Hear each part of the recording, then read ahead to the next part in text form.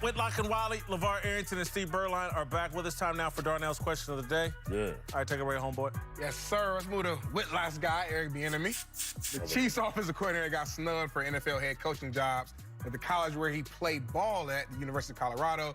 Just lost their head coach, Mel Tucker, who decided to move on to Michigan State. The job opening had a lot of people thinking Bieniemy might want to jump on the chance to be head coach at his old school. I want to ask you guys, would leaving the NFL make sense for Eric Bieniemy? Hell yeah. These guys in college are making a bunch of money as head coaches, the opportunity to prove that you're a head coach. Bill Walsh had to do it, had to go to Stanford. Hell no, because hey, Mel Tucker not only left after saying, no, I'm not going to leave, didn't even say bye to the players. Peace. So, yeah, Michigan State, maybe you're making a ton of money. Colorado, obviously, is not as great as advertised. Two, Eric Bieniemy had his issues being in Colorado before. Do you want to return to the scene of those crimes, whatever they were? Y'all do your own research. Three, I'm riding the wave of Patrick Mahomes and these weapons because I'm going to get credit for that, and this is a closer distance to my goal of being a head coach in the NFL by staying as a coordinator in the NFL with these weapons and the MVP. Hell yes, it makes sense. It does make sense for two reasons. One, he's got to get out of the very big shadow, the huge shadow of Andy Reid. As long as he stays in Kansas City, Andy Reid is going to get credit for that offense. Everybody knows he's calling the plays. Everybody knows that it's his offense. So I think Eric Bieniemy needs to get out of there to show he can do it on his own. Two, I think it's a perfect fit at Colorado. My daughter's a junior there right now. When I go back for a game and I watch and I listen and I talk to people, he's held in very high regard there. And I think the university, if they commit to him, they're going to give him a chance to build that program and grow with it. Unless he falls flat on his face and shows that he can't handle it, he's going to get the opportunity to build that program. And I think it's a great way for him to prove himself. And then if he wants to get back in the NFL, jump back in the NFL. Hell no. We going back and forth. And I'm going to tell you why. Leaving from underneath Andy Reid, sure. Going to Colorado, surely not. You go to Colorado, there's too much of a rebuild. It's too competitive and recruiting. Recruiting wars are what separates and differentiates. It's you can go be a good coach in college, but in order to be able to transition back into the league and be a head coach, he's going to have to win the recooting war at the college. He's an LA kid. He's from LA. Yeah. Tucker's been winning the recruiting wars in Colorado, including Jerry Rice's son, who really has no business going there. They've been getting a lot of good recruits in Colorado. I can't go with that. I think in that pack, it is very, very competitive, and Colorado is not even in the peripheral. No. It's not even in vision. It's not even in view. I think it's too much of a risk where he's at right now. Did you just see what P.J. Fleck has done? Okay. Went to Minnesota, another one of these schools where you allegedly can't win. If you're a head coach, you're a head coach. But he has too much at stake. Fleck doesn't have that much at stake as Eric Bieniemy He can go get paid does. $2.5–3 million at his alma mater to be a head coach. And we sneeze it. Oh, don't do that. Are you kidding can me? mess up your opportunity. If he's trying to be a head coach in the league, I think you could tragically mess up your opportunity. This ain't early 90s co-national champion Colorado. This is 5-7, 5-7, 5-7, 2 stars. Like, you know the high school level. When you get a Colorado letter right now, you're like, okay, I'm going to get to that. But where are my big letters? Yeah, like, let's just be respectful and be real at the same time. Even in success, it won't be looked at the same. And I don't understand why, if Matt Nagy, Doug Peterson, LaFleur, others, Andy Reid disciples, all got enough cred to get their head coaching experiences and jobs. How come it can't work out for Bieniemy? Anybody? And the Minnesota coach had one good season. Can he be consistent? If he's consistent, he wanted Western Michigan. That's how he got the job. Urban Meyer wanted Bowling Green, Utah, and he's going to have to do it. I'm glad you brought Urban up. He's going to have to do what Urban did. Are great coaches wherever they show up. True. Again, I got to watch what I say about Bieniemy because people can't handle the truth. But until I start hearing these Chiefs players say the things that everybody on the broadcast booth is saying about Eric Bieniemy, I'm going to just be a little bit skeptical. Coming up, Cam Newton says he wants to stay in Carolina, but does owner David Tepper even want him back? The most fair discussion of the day. Message.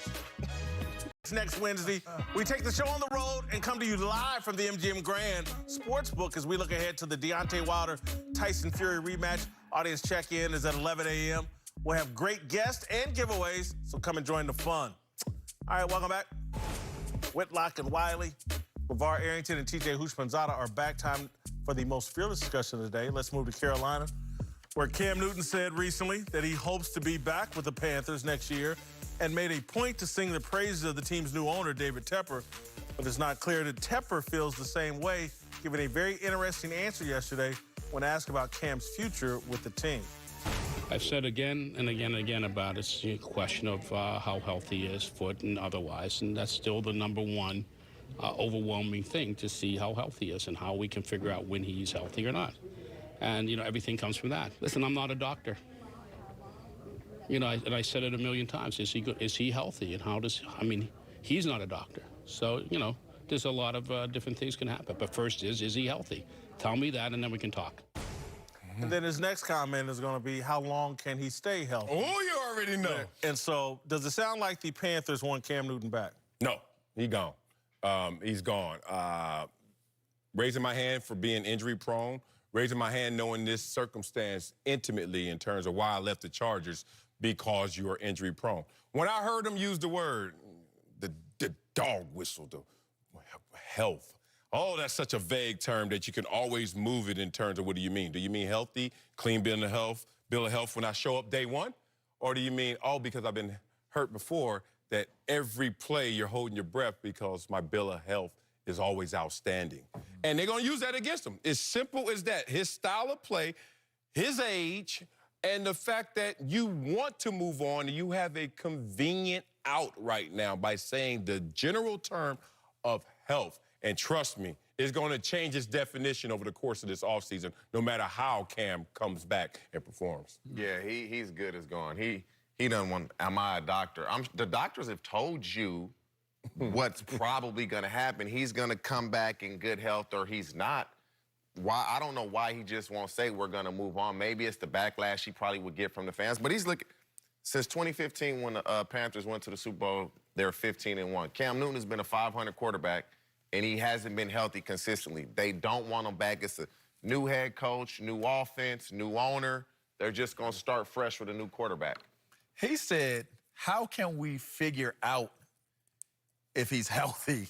Like, what kind of a question does an owner, like, how do you pose that back to the media when you're being asked? Plus, he looked irritated. His body language was uncomfortable. Yep. He was a tad bit irritated. I almost took from what he was saying, I'm asking these people the same thing. I'm asking this medical staff the same thing you guys are asking me, and I'm getting the same response every single day. I'm telling you what I know.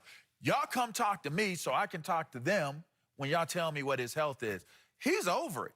Like, the Cam's health issue to him, to Tepper, he's over it. So you'd have to believe that this is it. I think there's two issues with Cam. Health and attitude, they have questions about. They're putting Cam in a spot right now in terms of, can he humble himself and will he take this tough love that the ownership is dishing out? He had been pampered by Jerry Richardson, a father-like figure to him. Now they're trying to humble him. And the other thing, again, I always go back to, this guy is now, David Tepper's the richest owner in football, and I love to analogize him to Steve Ballmer, the richest owner in sports, American sports. They always want the best, period, end of story. When Steve Ballmer, I'm going to go out and get the best. Kawhi Leonard, I'm going to hire some dude from Sports Illustrated to help me do a narrative, and I'm going to do everything possible to get Kawhi Leonard and get my team. I think when I listen to David Tepper, he's still all in on Joe Burrow. Oh, they're going to get him. Yeah, and he feels like he's going to get him. And then, if that doesn't work out, then we'll go back and look at Cam's health reports. Then we'll go back and check Cam's attitude. And then we'll have something to talk about. He didn't say, then we'll, bring him back. We'll talk about it. Yeah, let me add to that because that is exactly what's happening. So when you're being evaluated, especially in sports situations, always ask yourself the question, what's their rooting interest? Like, behind closed door, what do they want to happen optimally? And if you look at this situation, it's a half empty, half full. You could either play up his imperfections or you could downplay his imperfections, depending on what you really want to happen. Right now, in this moment, because of the forecast of the draft and what they want to see on their roster in terms of temperament, they're looking at his imperfections and highlighting them and trying to say health. And then hide behind that code word, which we all know that all of us are banged up. So what do you mean health? Coming off an injury. If Cam Newton was 2016 Cam Newton coming off the MVP season with a Liz Frank in the offseason, you know what they would be saying?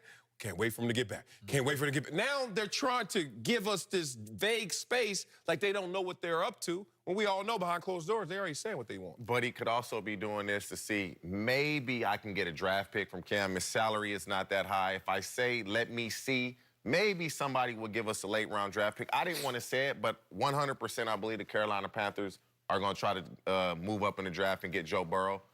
They're going to try to start fresh. You got a good young running back. You got good young receiver. That's what they're going to try to do, whether the Bengals do it or not. I'm sure Joe Brady has gone in those meetings saying, we got to get him. But maybe they're just probably holding on to this saying, maybe a team like the Chargers, maybe another team will give us a late-round draft pick. I respect the poker. I feel they're like playing, that's a horrible poker hand being played, though, if that's what he's going for. Because to me, I would be hyping it up to try to drive his value up. Only reason why I would answer and respond the way that Tepper has responded is if I'm just looking at it basically from I think he genuinely really wants to know what Cam Newton's health is. Let me tell you what possibly, I'm not 100% committed on this. I just thought about it through. By being out on Cam the way that he is, that's another signal to Joe Burrow, man, we really into you. We need you to stand up for us right now. Go tell these Bengals you don't want to play here. We are really committed to you. We will disrespect Cam Newton publicly.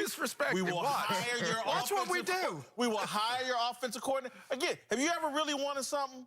And it's like there's no lengths to the manner, everybody can catch this collateral damage. And it's what you said, though. People that had that money, they feel like, I'm going to get what I want regardless, and I'm going to go anyway, any means to get it. But why drive his value? Like, I think this puts his value in Because they don't really care, though, honestly. They might feel Cam's trade value so low that Joe Burrow's desire to be here is more important than whatever we get for Cam in return. If I was Cam, I'd start packing up my crib. Like, babe, get the stuff, call the packing company. He said when I get healthy. Like, Grab the scars. Grab the scars, baby. It's Get a on wrap. out of We here. out. All right, coming up. Get on out. Antonio Brown's been apologizing to everyone lately, including Big Ben, which if the Steelers should actually think about bringing him back. Next.